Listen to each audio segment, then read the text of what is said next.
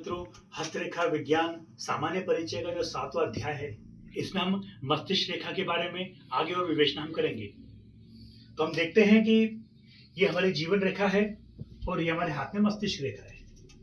अब यदि ये मस्तिष्क रेखा यहां से आगे बढ़ते हुए शनि पर्वत तक उच्च अवस्था में आए, फिर शनि पर्वत से ही नीचे की ओर झुक जाए, ऐसी मस्तिष्क रेखा जिसके भी हाथ में हो, वो व्यक्ति कवि होता है, या फिर मैं यूं कहूं कि कहानियों को सुनाने वाला, चुटकुलों को सुनाने वाला और हंसी मजाक करने वाला व्यक्ति ऐसा होता है। यदि ऐसा व्यक्ति जिसके हाथ में मस्तिष्क रेखा इस प्रकार से हो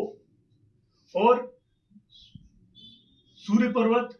और बुध पर्वत के बीच में गोलाकार आकृति बनी हुई हो, या मैं कहूं कि गोलाकार चक्र बना हो या वृत्त बना हुआ हो, तो ऐसा व्यक्ति उच्च कोटि का विदूषक होता है और किसी भी स्थिति में माहौल को हल्का फुल्का बनाए रखता है। पर क्योंकि व्यक्ति होता तीव्र बुद्धि का है, पर क्योंकि इस मस्तिष्क रेखा का जो झुकाव है कि शनि पर्वत के बाद सीधे चंद्र पर्वत की ओर है, तो ऐसा व्यक्ति बार बार अपने विचारों को बदलता है, एक राय अपने नहीं रख पाता है। अभी तो धन तो बहुत कमाता है, परंतु धन का अपव्यय गलत मदों में कर देता है। यदि यही मस्तिष्क रेखा यहां से प्रारंभ होकर के सीधी नीचे की ओर आ जाए, यदि यहां से मस्तिष्क रेखा प्रारंभ हुई, शनि पर्वत के सामने से आकर के बिल्कुल नीचे निम्न मंगल के क्षेत्र तक अर्थात कलाई के इस भाग तक आ जाए, तो ऐसा व्यक्ति बार बार छोटी छोटी बातों पर क्रोधित हो जाता है। विचार तो बदलता ही बदलता है, लेकिन छोटी छोटी बातों पर क्रोध की अवस्था में आता है, मन बड़ा चंचल होता है। ऐसे व्यक्ति के सामने यदि आप कोई बात कहें तो आपकी बात को सुन लेगा, सुनने के बाद उसको यह भान नहीं रहेगा कि उसने क्या बात सुनी है, अर्थात शरीर उसका आपके सामने रहेगा लेकिन विचार उसके मन में कुछ और चलते रहेंगे।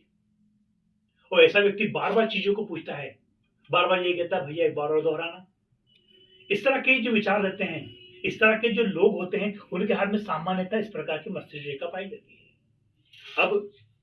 यदि यह मस्तिष्क रेखा यहां से प्रारंभ होकर के सूर्य पर्वत तक आए और सूर्य पर्वत पर आने के बाद इसमें इस प्रकार की त्रिशूल जैसी आकृति बन जाए, 2 मुंह या 3 मुंह की आकृति बन जाए, तो ऐसी मस्तिष्क रेखा सामान्यतः बहुत कम हाथों में पाई जाती है।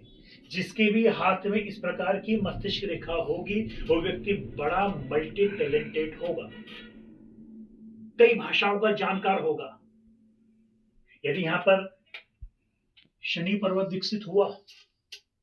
और इस प्रकार की मस्तिष्क रेखा है, जीवन रेखा स्वस्थ अवस्था में है, तो निश्चय ही ऐसा व्यक्ति बहुत उच्च कोटि का उद्घोषक होता है, या फिर मशीनरी कार्य को करने वाला, या बहुत बड़ा इंडस्ट्रियलिस्ट होता है। अब इस प्रकार की जो मस्तिष्क रेखा होती है, ऐसे लोगों के अंदर वैज्ञानिकता के गुण पाए जाते हैं। ये लोग किसी एक बात से संतुष्ट नहीं होते हैं, उनका दिमाग इसी बात का प्रयत्न करता है कि धन और कैसे कमाया जाए, अर्थात ऐसे व्यक्ति आलसी नहीं होते हैं। ऐसे व्यक्ति अपने आप को किसी न किसी कार्य में लगा करके ही रखते हैं। अब यह मस्तिष्क रेखा थोड़ा बस क्लियर कर दूं, यदि ये मस्तिष्क रेखा यहां से चले, पहले नीचे की ओर आए फिर ऊपर की ओर आए, इस प्रकार की मस्तिष्क रेखा यदि हो, मैं चित्र में थोड़ा और क्लियर कर देता हूं कि मस्तिष्क रेखा ऊपर से होती हुई नीचे की ओर आए, तो ये शुभ मस्तिष्क रेखा मानी जाती है। यदि यही मस्तिष्क रेखा उसका उद्गम स्थल यहां से नीचे जाकर के फिर ऊपर हो,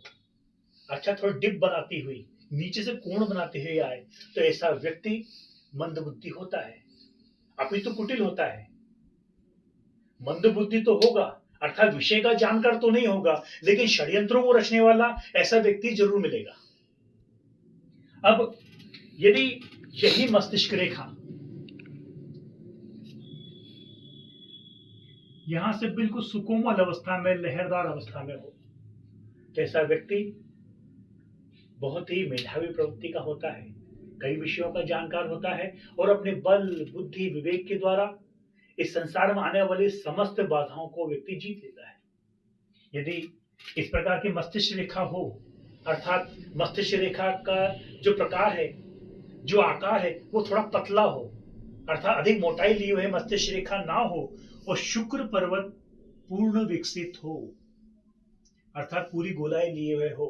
कोई जाल उस पे ना हो, तो इस प्रकार का जो व्यक्ति होता है वो कई विषयों का जानकार होता है। खास तौर से नृत्य और संगीत विधाओं में उसकी बड़ी रुचि रहती है। आने वाले समय में मस्तिष्क रेखा से संबंधित जो अन्य भेद हैं, इसके बारे में हम और चर्चा करेंगे। जब तक के लिए भैया जय श्री राम।